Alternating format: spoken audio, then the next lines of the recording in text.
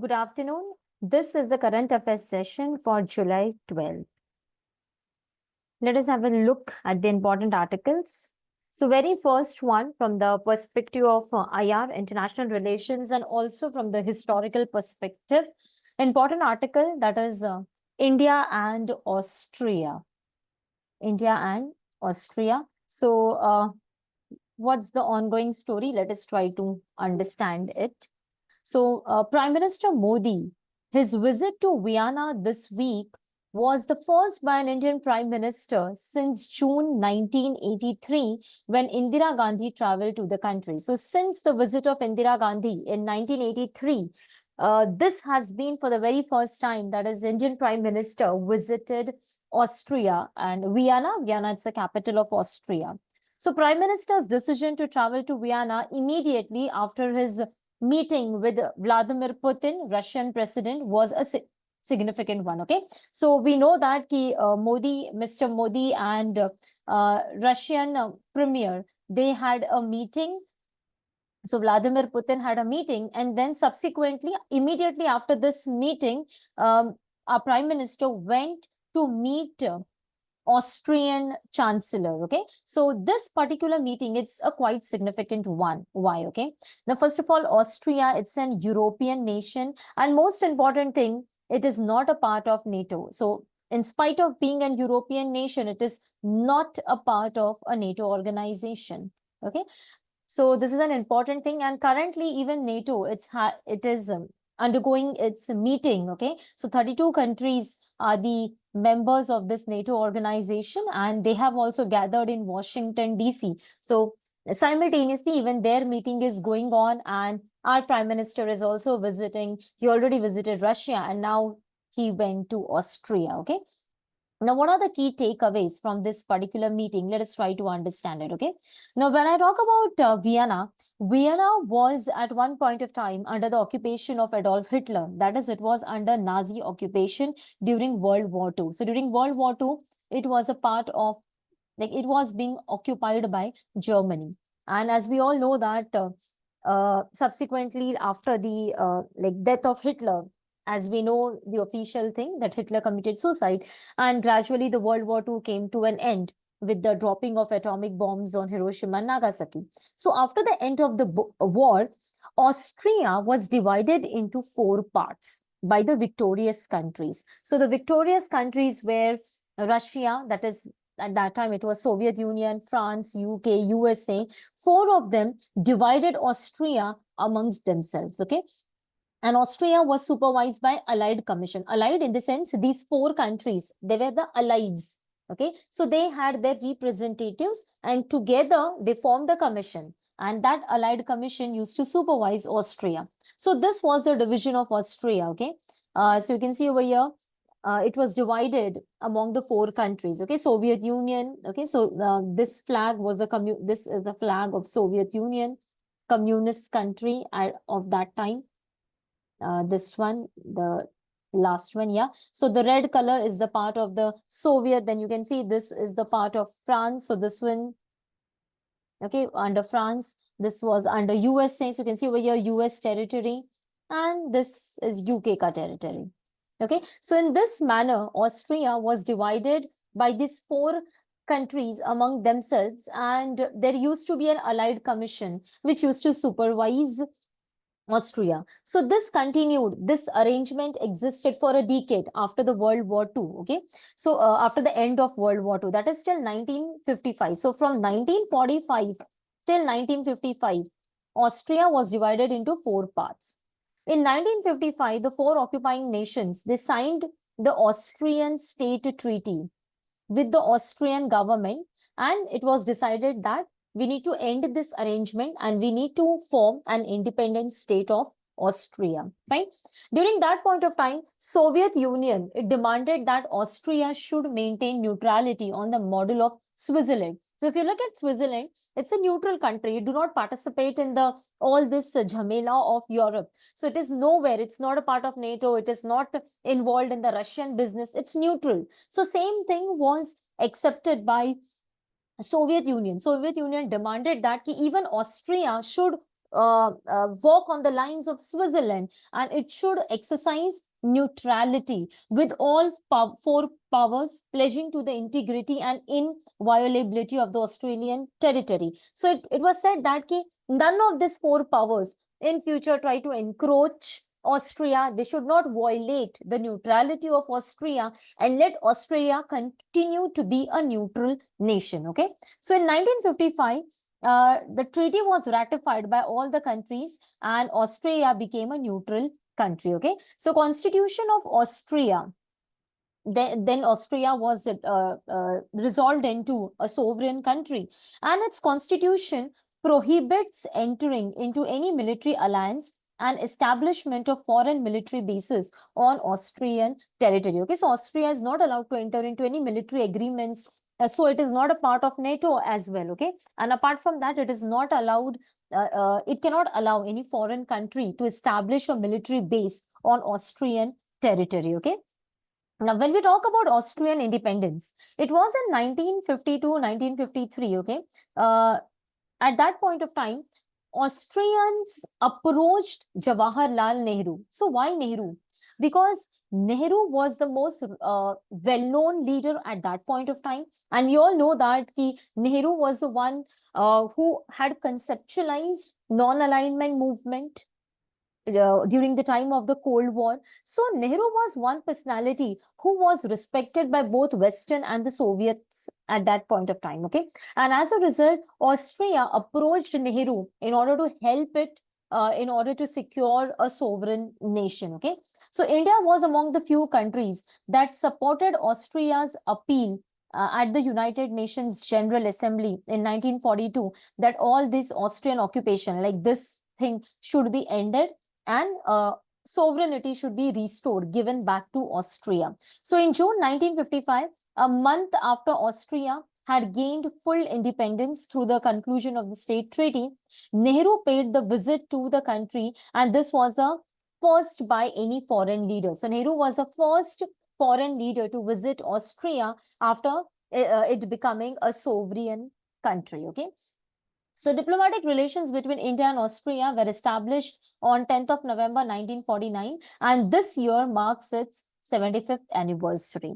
Austria offers tremendous opportunities for bilateral collaboration in the field of infrastructure, renewable energy, e-commerce, fintech, media and entertainment. And both the countries, India and Austria, they have taken balanced positions with respect to the Russia-Ukraine war. So we know that India know this art of balancing itself. Same it's with respect to Austria, because even Austria maintains its neutrality. Okay, so indeed this relation is very important, and most important thing, we need to understand that India played a very important role in in helping Austria to become a sovereign country, because Nehru was the one who was approached by Austria for its help in order to secure a tag of sovereignty. So this is an important thing. Okay. Now, what all other things happened in this meeting? So we now understood the history of Austria.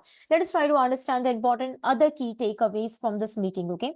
So we all know that the Russia-Ukraine war is going on. So concerning the war in Ukraine, both the leaders here, Indian Prime Minister Modi and Austrian Chancellor, okay, they supported any collective effort to facilitate a peaceful resolution consistent with international laws and UN Charter. Okay, so both the leaders, Indian PM and Austrian Chancellor, both of them are of the opinion that we should have a peaceful resolution of the conflict, Russia-Ukraine war. And this resolution has to be in sync, inconsistent with the international laws and the UN Charter. Okay.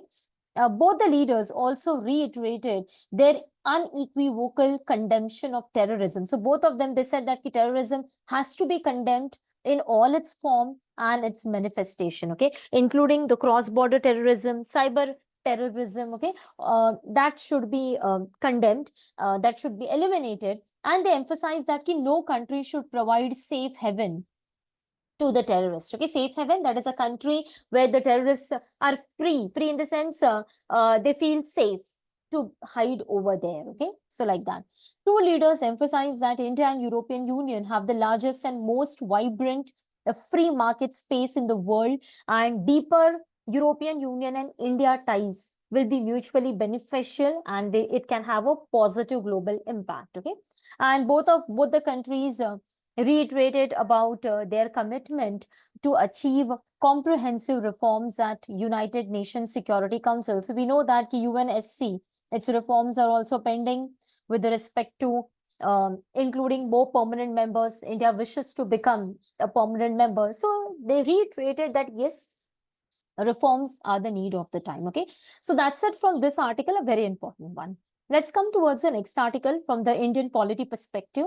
Why location sharing can't be a bail condition. So 2 days back, we understood that the Supreme Court gave a judgment where it said that you cannot trace the location of a particular person who is out on bail. Okay, because if a person is on bail and then also you are tracing his movement, it is just like you are confining him, you are restricting him, and this is the violation of right to privacy. The same is being reiterated over here. Supreme Court on Monday held that the courts cannot impose bail conditions that required accused person to share their location on the Google map. Okay, so you cannot say, like, if you are giving a bail to a particular person, so you cannot say to that person that yes, we are giving you bail on the condition that you have to locate yourself on the Google map so that we can continuously trace your movement. Okay, this cannot happen. So bench comprising Justice Abhay Oka and Ujjal Bhuyan, they held that in cases where the accused is a foreign national, courts cannot demand a certificate of assurance from relevant embassies or high commission that the accused will not leave the country. So two things here are there. First condition is bail one. So if a person is set out on bail, you cannot, that is not tell him to share his location, because this will breach right to privacy. Second important thing over there, if the accused person is a foreign national, he is a foreigner. Okay, so you cannot demand certificate of assurance from his embassy. Like, for example, he's a US citizen, so you cannot tell him that go and get a certificate from US embassy or the high commission that you will not leave India. Okay, so this is practically not possible. Fine. So what are the key takeaways from this particular judgment? Okay, so court held that any bail condition which enables police or investigation agency to track every movement of the accused by using any technology or otherwise would violate right to privacy under article number 21. Okay, so there was one more case. This was with respect to Jammu and Kashmir, where a person was given a bail on the condition that every time he will be using the GPS chip where his movement would be tracked. Okay, so Supreme Court said that this cannot be allowed. Okay, on the subject of certificate of assurance. So certificate of assurance, it is with respect to a foreign national. Okay, so if a foreign national is there, you cannot tell him that get a certificate of assurance from the embassy. Okay, so court here said that such a certificate is beyond the control of the accused. Okay, so it is beyond the control of the accused, where it is, yeah, and ordered that this condition has to be removed. It stated that if the embassy does not grant such a certificate within the reasonable time, the accused cannot be denied bail. Okay, so for example, you are telling to the foreigner, yes, you get this certificate, then and then only, like, tell your lawyer or tell your relatives to get this certificate, then and then only we will give you bail. But then what if the embassy takes too much of time, probably 6 months or a year, to give that certificate? Then till that point of time, you will be just putting that person into jail, and already our prisons are overcrowded. So there is no point in demanding such certificate. That is being emphasized in this particular article. Okay, so that's it. You need to know that the Supreme Court said that the very first thing, bail with such conditions, location condition, will not be allowed. And second thing, foreign nationals, you cannot tell them that get the certificate of assurance, then and then only you will be given. Even that condition has been dropped. Okay, so that's it from this article. Let's move to the next one. This is from the science and technology perspective. Chasing asteroids. Why ISRO wants to venture into planetary defense. Okay, so what's the ongoing story? So ISRO chairman S. Somnath, he said last week that we should be able to go and meet asteroid Apophis, which is expected to pass by Earth at a distance of 32,000 kilometers in 20 2029. However, it is yet to be decided in what way ISRO should participate. Okay. So basically, now we know that ki asteroid, there are millions of asteroids, they move around the Earth, and sometimes there is a possibility that it can hurt our planet. Okay, it can fall and it can hurt our planet. So in that scenario, you need to develop capabilities where you can protect our planet. Okay, so this is the area where up till now ISRO had not entered into, like ISRO had never explored this part of science and technology, space technology. But now ISRO intends to enter into this. Okay, so Somnath's remarks, chairman, ISRO chairman S. Somnath remarks reveal ISRO's intent to develop such capabilities in planetary defense, okay? An area it has so far not entered. A mission to study an asteroid would be the first step towards building a program aimed at preventing celestial bodies from colliding with the Earth with potential catastrophic consequences. Okay, so it says that ISRO is slowly and gradually entering into this field. Okay, so first ISRO will be studying the asteroids, and then it will be understanding how to defend our planet from any possible future collision which can have a drastic impact. Okay, now when I talk about asteroid Apophis, which is about to pass by Earth in 2029, as such, it does not pose a threat to Earth. Okay, but there is a possibility in future some other asteroid can come. Okay, so we should be in a ready mode. That is what it's being sent. In fact, thousands of asteroids enter the Earth atmosphere every day. Most of them are very small and they burn up in the atmosphere due to friction. So we say that Tutta Tara. So Tutta Tara, nothing but these asteroids only, they enter into the basically meteoroids, or meteoroids are nothing but they are the particles of asteroid only. So they enter into the Earth's atmosphere due to friction, they burn up and we see a glow. So that Tutta Tara is nothing but this small particle of asteroid. Okay, so let's try to understand this. So in Indian Express, they have given this short box explaining the differences between different celestial bodies. So first is asteroid. You can see over here space objects. Asteroids, rocky metallic objects moving around the sun, mostly leftovers from the formation of the solar system. So asteroids are the rocky metallic objects, and they are usually the leftovers from the planets when the solar system was being formed. Okay, and we all know that there exists a big asteroid belt. So asteroid belt exists between Mars and Jupiter.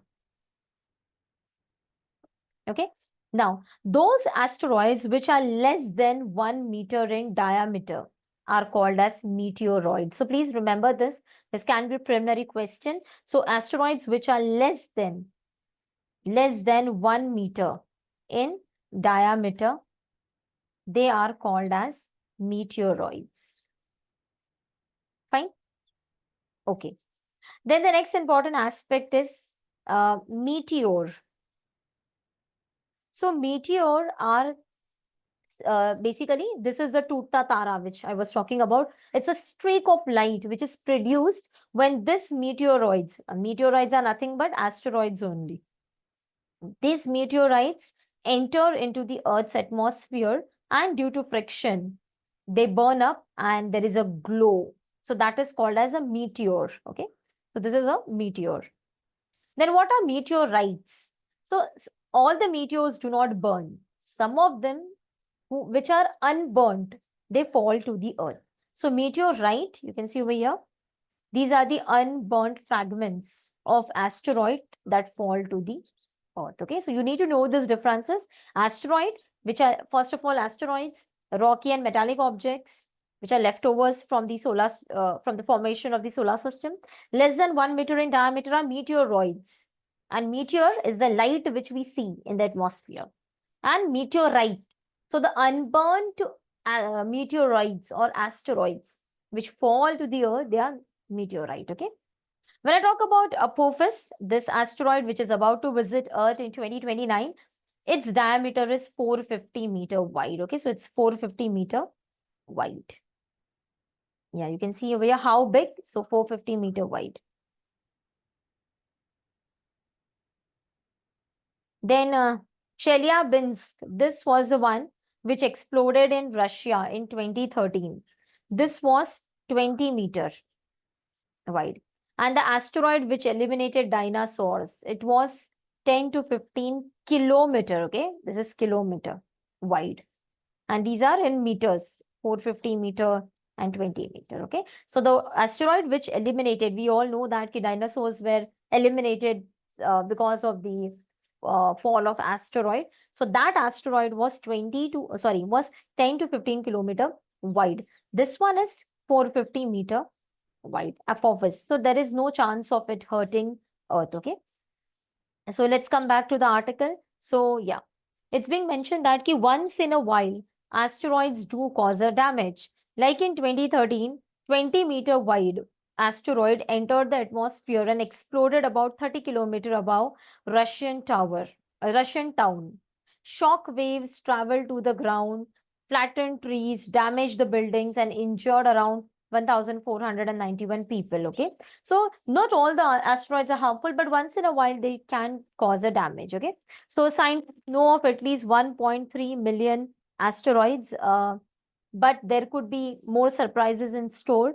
As a result, we need to make our planetary defense system in order to neutralize these threats in future. Okay, so a spacecraft was launched in the previous year. It crashed into an asteroid, Dimorphos, and changed its shape and its trajectory. Okay, so Dimorphos, so in 2022, DART spacecraft is successfully managed to change the motion of asteroids. For example, Earth is there and this asteroid is over here. So there was a possibility that this asteroid could orbit Earth and then dash into Earth. But what was done? A spacecraft dashed into this particular asteroid, and then it reduced in size because of the fragments coming out, and its motion was directed. So instead of coming here, now it went in this path away from the Earth.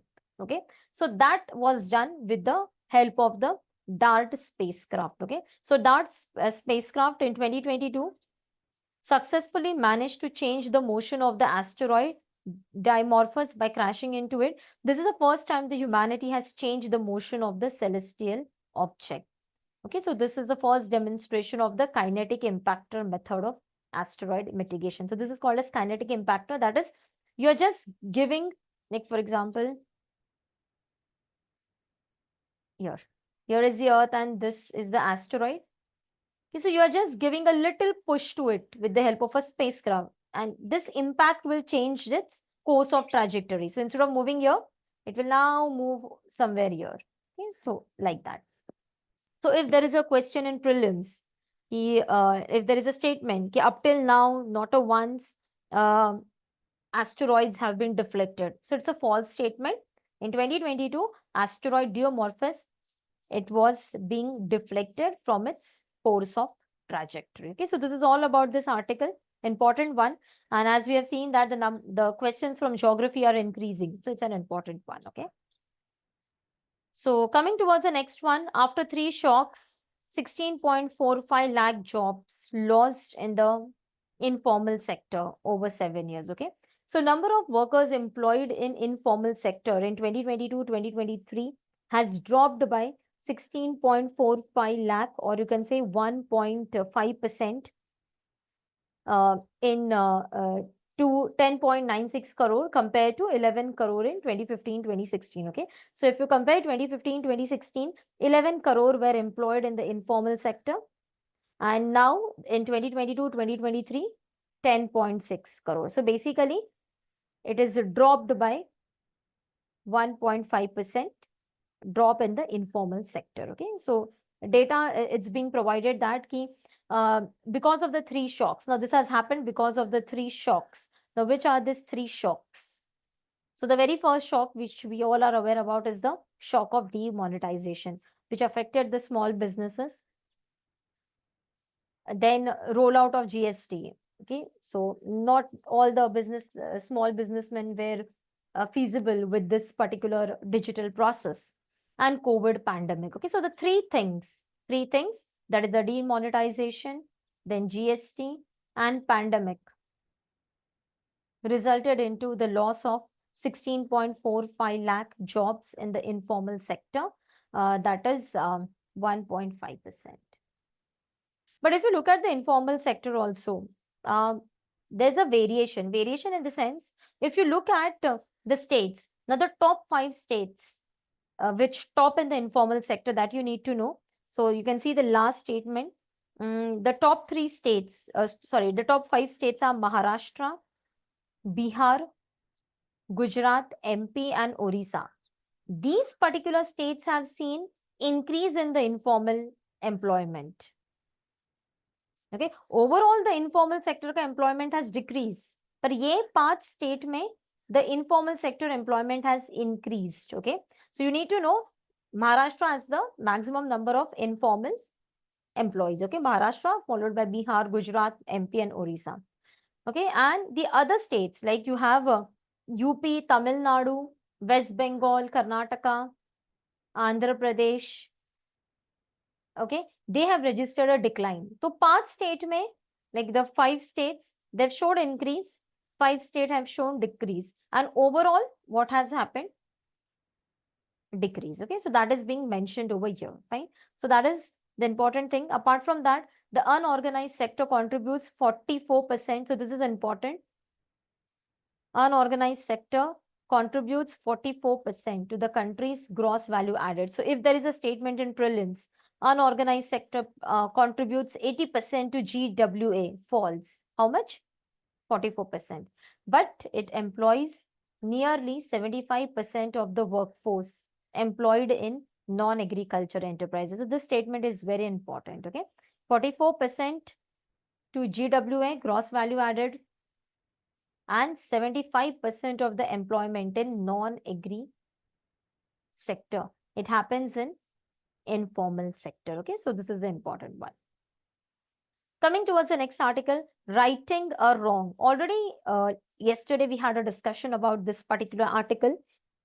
It is related to the Muslim women alimony. Okay, so we had seen that the Supreme Court has given a landmark judgment that a divorced Muslim woman can seek alimony from her husband under section 125 of Code of Criminal Procedure. Okay, so under section 125 of CRPC, Muslim women can seek alimony from her divorced husband. And we further saw that this is in sync with article number 15 subclause 3, that is right to equality, where state has the right to make special provisions for women and children. And also it is in sync with article number 39E, that is DPSP. Okay, so this judgment given by this Justice Nagaratna and AG Mahesh. Okay, so it's a very important one. So what are the key takeaways? Section 125 is nothing new. It had existed since 1973. Upholding diversity and pluralism is important in secular democracy. Okay, so you need to uphold the diversity and pluralism. This includes diversity of the personal laws, but we must not confuse diversity with unjust patriarchal practices. Okay, so basically what does it say? Now we all know that in India, criminal laws are same for all, but the civil laws, that is the personal laws, vary from religion to religion, right? So civil laws in the sense, the laws related to marriage, alimony, that is divorce and related procedure, then your adoption, they vary from religion to religion. So for Hindus, it's different. For Christians, it's different. For Muslims, it's different. So article goes on saying that yes, we need to celebrate the diversity. Yes, you need to give people their freedom to practice their laws, but that does not mean that you can allow the unjust patriarchal practices to continue. So आप diversity के नाम पे you cannot suppress women. Okay, so this is not laudatory or personal because about the subjugation of women and violation of their rights. So it says that yes, we respect the personal laws, we respect the civil laws of your community, but you have no right to practice unjust patriarchal practices which are derogatory to the status of the women. Quran emphasizes that maintenance has to be given to the wife after divorce. But however, husbands often continue to look for the loopholes, and this happened in the Shahabano case. Okay, in 7 decades since independence, no government felt obliged to enable Muslim women to attain legal parity with their Hindu and Christian counterpart who enjoy the protection of reform personal laws by parliament. So Hindu and Muslim women have this, sorry, Hindu and Christian women, they enjoy this rights, right to alimony and all, but Muslims may, it is not there. Once the Shahbano case came out, Supreme Court tried to do it, but Rajiv Gandhi government altered it with the law. So all that issues happened, which we have covered in the previous current affairs session. Okay. Talking about Indian Muslims, they are governed by Shariat Act 1937. This is a archaic law in the sense old one, colonial one, and it merely states that Shariat will decide all the personal laws matters for the Muslims. Okay. Now, Muslim marriage is a contract, but most women do not possess a copy of their nikahnama. So, वो Muslim का जो they sign, the Qazi make them to sign the contract, okay, agreement. But women do not possess the copy of that nikahnama. Okay, so we live in a era of religious polarization. Condition of Muslim women is used to portray the community negatively. Orthodoxy would club it with the ongoing slaughter on Muslim identity and dismiss it as an unwarranted. So basically, it says that this particular judgment of the Supreme Court that Muslim women have the right to alimony is a welcome step. Okay, so that's being highlighted over here. Supreme Court also outlawed that is triple talaq in 2017, and now this particular step of the Supreme Court is again laudatory one. Okay, so that's being mentioned over here, and you can use this code, like you can have this question in ethics paper. So in ethics, they give such statements and they tell you to elaborate. Okay, so there can be a question like Ambedkar's quote is there: I measure the progress of the community by the degree of progress which women have achieved. So how can you justify it? Fine. So such questions can come in the examination, right? There are certain other details over here. Sachar committee report.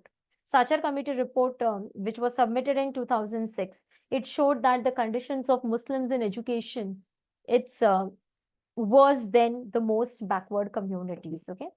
Also, All India Survey on Higher Education, it showed that the enrollment of Muslim students dropped by 8%. So it is being said that yes, there is a time we need to bring out reforms and which should be in sync with the constitution.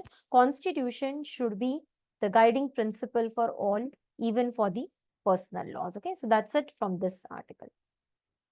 Let's come to the next one. For Jammu and Kashmir, better days lie ahead. Okay, so from the GS3 perspective, internal security, M.N. Sabrawal and Manish Sabrawal write, the most valuable tribute to 1608 Jammu and Kashmir Police, 511 CRPF and thousands of others who martyred their life fighting terrorists since 1989 is the decline in the terrorism in the valley since 2019. Okay, so it is being said that since the roll-on of article number 370, abrogation of article number 370. Now it has been 5 years. So the level of terrorism has declined in Jammu and Kashmir. And this is the true tribute to all those who have knowingly and unknowingly martyred their life fighting terrorism in Jammu and Kashmir. Okay. So what are the key takeaways from this article? Pakistan military believed cross-border military strikes by India were an impossibility after it tested the nuclear bomb. So Pakistan military used to think that Pakistan has become a nuclear country, right? So India will not do any retaliatory act. Matlab, if Pakistan are doing terrorism in India, India will not take the badla. India will not defend itself. Why? Because India feared that Pakistan has a nuclear weapon. But the way India responded with the Uri and Pulwama attack, so we have given a very cold blow to Pakistan that no, even we can retaliate, even we can reciprocate. Okay, so that is being done. Apart from that, even globally also, people are accepting radical Islam is fluid. It's fueling terrorism, not Islam, but the radical ones, the rightist one. They are trying to fuel terrorism. Okay. So Pakistan's geopolitical importance, it greatly diminished with the 9/11 US terrorist attack, Osama bin Laden's role, and US China rivalry. Internal anger is also rising against Pakistan's economically incompetent state weaponizing Islamic. Okay. So internally also we know that Pakistan is not in a good condition, financial condition. So many issues are grappling with within Pakistan, and moreover now Pakistan it's being targeted by everyone because it is supporting terrorism. Okay. And on the other hand, India is not the earlier one. Now India is a much more capable and a stronger nation. So India's rising strengths. Okay, so India's financial security, India's overall defense security, then diplomatic relations, India's investments, welfare approach, infrastructure is way ahead. India is now the fifth largest economy. On the PPP, on the PPP basis, it is third largest, and otherwise it is fifth largest economy, and will soon be the third after China and America. So historian Herodotus had warned us thousands of years ago, in peace, sons bury their father. But agar war hai, fathers bury their sons. So in the recent decades, too many parents of uninformed, brave hearts and unarmed civilians in Jammu and Kashmir have needlessly, matlab koi zarurat nahi tha, but they lost their children. But now what we see that there is a decline in the valley because of like all this abrogation of this article and all. So Aman ki alamat, it's being coming. Better days are coming in Jammu and Kashmir. So that is being mentioned in this article. And for your information, Supreme Court has given the deadline of September 30 to hold elections in Jammu and Kashmir. We know that it's a UT with legislature. So Supreme Court has said that by September 30, you need to do the elections. Okay. Let's come to the next article. At BIMSTEC, Jay Shankar calls for better cooperation. So important article from IR perspective. Underlining that BIMSTEC should harbor higher aspirations, External Affairs Minister said that the grouping should infuse new energies, resources, and fresh commitment to bolster cooperation amongst the Bay of Bengal countries. Okay, so External Affairs Minister Jay Shankar, he was speaking at the 2-day retreat of foreign ministers and officials from BIMSTEC in Delhi, and he said that we all benefited from such meeting which happened in Bangkok. Okay, last such meeting of foreign ministers of BIMSTEC happened in Bangkok. So he said that we all benefited from it, and in the upcoming summit also we can have a very productive meet. Okay, now the full form of BIMSTEC, Bay of Bengal Initiative for Multi-Sector Technical and Economic Cooperation. It brings together 7 countries of South and Southeast Asia. Okay, so besides India, it comprises of Sri Lanka, then Bangladesh, Myanmar, Thailand, Nepal, and Bhutan. Okay, Thailand is the current chair of this BIMSTEC. And later in this year, probably in November, December, there is going to be an annual summit. Okay, BIMSTEC was formed in 1997. Okay, and it promotes cooperation among the countries of the Bay of Bengal region. Okay. The other important things in news, for the first time, NATO has accused China of enabling Russia's war against Ukraine. Okay, so NATO has voiced profound concern over China's deepening relationship with Russia, and NATO has accused Beijing as becoming a decisive enabler of Russia's war. So it's being said that China is backing Russia in this war against Ukraine. It's so-called no limits partnership with the country. So Russia and China, they have no limits partnership. That is, both will be protecting, supporting each other. Okay. So for the first time, NATO has condemned China's act. Okay. Coming towards the next one, a timely warning. So there is a growing unanimity among scientists that a precursor to Alzheimer begin to accumulate in the brain 10 years before the symptoms show up. So 10 years before the disease begin, and then 10 years later, the symptoms show.